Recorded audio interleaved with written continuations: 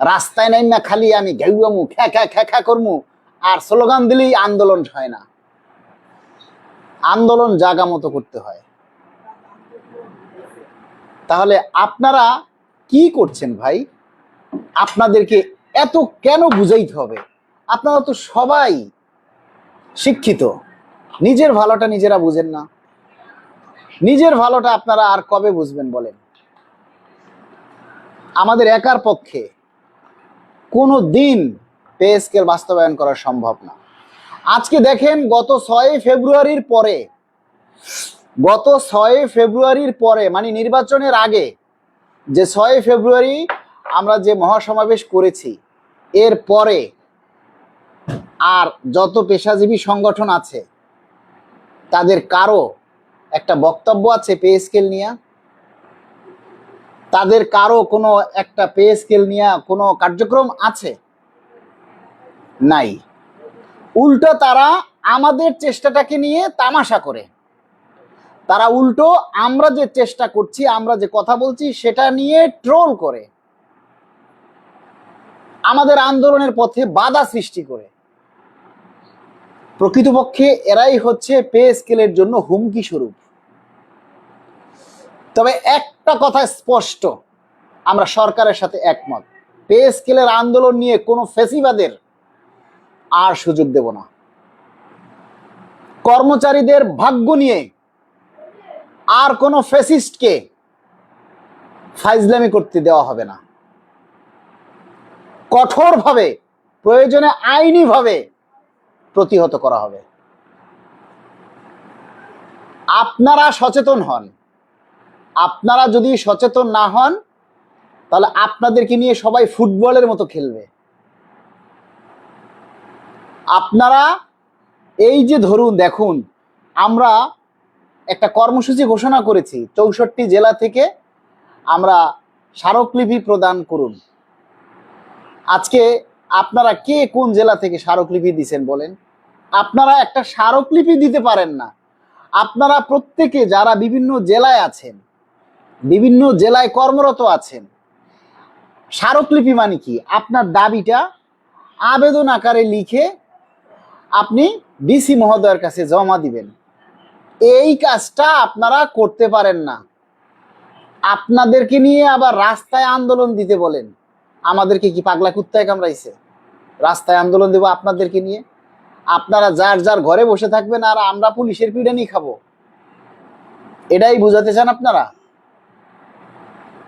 আপনারা সবাই সম্মিলিতভাবে পে স্কেলের দাবিটা, যেহেতু আপনাদের সবার প্রত্যেকের এই যে পে স্কেলের দাবিটা সাধারণ কর্মচারীর, কর্মকর্তার, পুলিশের, র্যাবের, বিডিআরের, সেনাবাহিনীর, নৌবাহিনী, বিজিবি, আনসার ব্যাটালিয়ান, শিক্ষক, প্রাথমিক শিক্ষক, এমপিওভুক্ত শিক্ষক, তারপরে নন এমপিভুক্ত শিক্ষক, এরপরে আপনার সকল ব্যাংক আছে, আর্থিক প্রতিষ্ঠান আছে, এরপরে গোয়েন্দা সংস্থা আছে, সিটিএসবি আছে, এনএসআই আছে, তারপরে আপনার ডিজিএফআই আছে, এসএসএফ আছে, যারা প্রত্যেকের এই পে স্কেলের দাবি,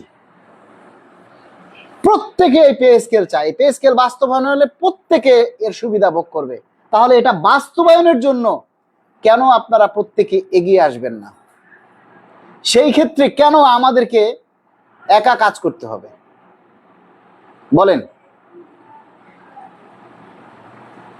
যারা গোয়েন্দা সংস্থায় আছেন, বিভিন্নভাবে বিভিন্ন জায়গায় আমাদের সাথে যারা যোগাযোগ করছেন বা আমাদেরকে যারা সাপোর্ট দিচ্ছেন, তাদের কাছে আমরা চিরকৃতজ্ঞ। পুলিশ বাহিনীতে আছেন, সেনাবাহিনীতে আছেন, বিভিন্ন বাহিনীতে যারা আছেন, আমাদেরকে যারা সাপোর্ট করেন, তাদের সকলের কাছে আমরা কৃতজ্ঞ। বাহিনীর সদস্যদের প্রতি আমাদের কোনো অভিযোগ নেই, কারণ বিভিন্ন বাহিনী বা ডিফেন্স, এতে যারা চাকরি করে তারা কেউ আন্দোলন করতে পারে না, তারা কেউ স্মারকলিপি জমা দিতে পারে না। আপনারা পারেন। আপনারা একটা স্মারকলিপি লিখে জমা দিতে পারেন না, সেই যোগ্যতাটা আপনাদের নাই। কিভাবে পে স্কেলের আশা করেন? আপনারা বলেন কঠোর আন্দোলন ছাড়া পে স্কেল হবে না। আরে ভাই, কঠোর আন্দোলনটা কিভাবে দিবে? কিভাবে কঠোর আন্দোলন দিবে? আপনি তো নর্মাল আন্দোলনই করতে পারতেছেন না, কঠোর আন্দোলন কিভাবে করবেন? নর্মাল আন্দোলন যে দিছি, এই যে স্মারকলিপি, এটা একটা আন্দোলন না, কর্মসূচি না? এটা 64টা জেলা থেকে যদি প্রধানমন্ত্রী বরাবর একটা আপনার স্মারকলিপি প্রদান করা হয়, এটা কতটা আলোড়ন সৃষ্টি করে। আজকে এই যে আমরা ঢাকা ডিসি অফিসে স্মারকলিপি দিছি, খুলনা থেকে স্মারকলিপি দেওয়া হয়েছে, কিশোরগঞ্জ থেকে স্মারকলিপি দেওয়া হয়েছে, মানিকগঞ্জ থেকে স্মারকলিপি দেওয়া হয়েছে।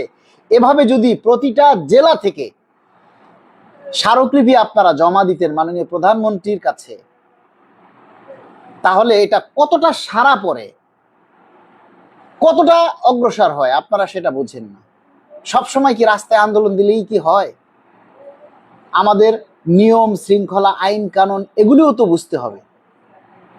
আপনারা আমার এই লাইভে আসেন, আপনাদের নিয়ে কথা বলি, আপনারা একটা শেয়ার করেন, আপনাদেরকে শেয়ার করতে বলতে হয়, অথচ আপনার পে স্কেলের দাবি নিয়ে আমরা কথা বলি, তারপরও আপনাকে পে স্কেলের দাবি, আপনার বেতন বৃদ্ধির দাবি আপনাকে শেয়ার করতে আমার বলা লাগে। এটা আমার জন্য একটা লজ্জা লাগে যে আপনার বেতন বৃদ্ধি নিয়ে আমি কথা বলি, আর সেই কথাটা আপনাকে শেয়ার করতে আমার অনুরোধ করা লাগে। কি আন্দোলন দিব আপনাদেরকে নিয়ে? আপনাদের জন্য রিস্ক নিচ্ছি, আপনাদের জন্য কথা বলতে গিয়ে সাসপেন্ড হয়েছি, আপনাদের জন্য কথা বলতে গিয়ে বিভিন্ন প্রতিহিংসার শিকার হচ্ছি, ট্রোল হচ্ছি, আপনাদের সহযোগিতা পাচ্ছি না, অথচ আপনাদের বেতন বৃদ্ধি চাই আমরা, আপনাদের বেতন বৃদ্ধি চাই, আর আপনারা ঘরে বসে ঘুমান, একটা শেয়ার করতে পারেন না। একটা শেয়ার করতে আপনাদের কষ্ট হয়, লজ্জা লাগে। এটা আমাদের জন্য খুব কষ্টদায়ক।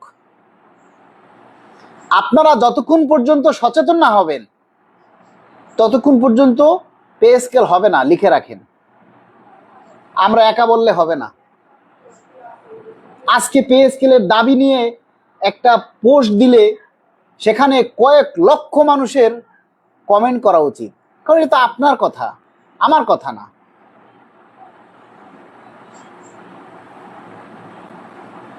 কিন্তু আপনারা সেটা করেন না। আপনারা অনেকেই মনে করেন যে এইটা করলে কি হবে, ওইটা করলে কি হবে, কিছুই করেন না আপনারা। আপনাদের নিয়ে এখন কথা বলতে ইচ্ছা করে না, আপনাদেরকে নিয়ে এখন আর কথা বলতে ইচ্ছা করে না। আমরা 5 তারিখ থেকে, মানে আজকে থেকে 9 তারিখ পর্যন্ত, 9 এপ্রিল মানে রবিবার থেকে বৃহস্পতিবার পর্যন্ত 6 দিন, মানে 5 কর্মদিবস, রবি সোম মঙ্গল বুধ বৃহস্পতি, এই 5 কর্মদিবসের মধ্যে আপনারা 64টা জেলা থেকে, যার জেলায় আছেন সেই জেলা থেকে আপনারা স্মারকলিপি জমা দেন, জমা দিয়ে আমাদের কাছে কপি দেন।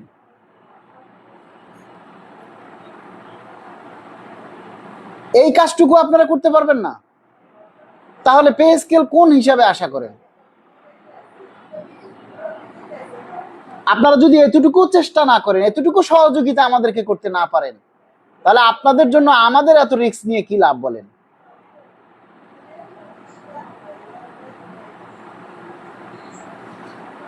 ইসাক ভাই লিখেছেন, ইসাক ভাই একটা সুন্দর কথা লিখেছেন যে এখন ভাই কি মাথা খারাপ হয়ে গেছে, এখন তো লাইভে আর লোক কম হয় কেন আপনার?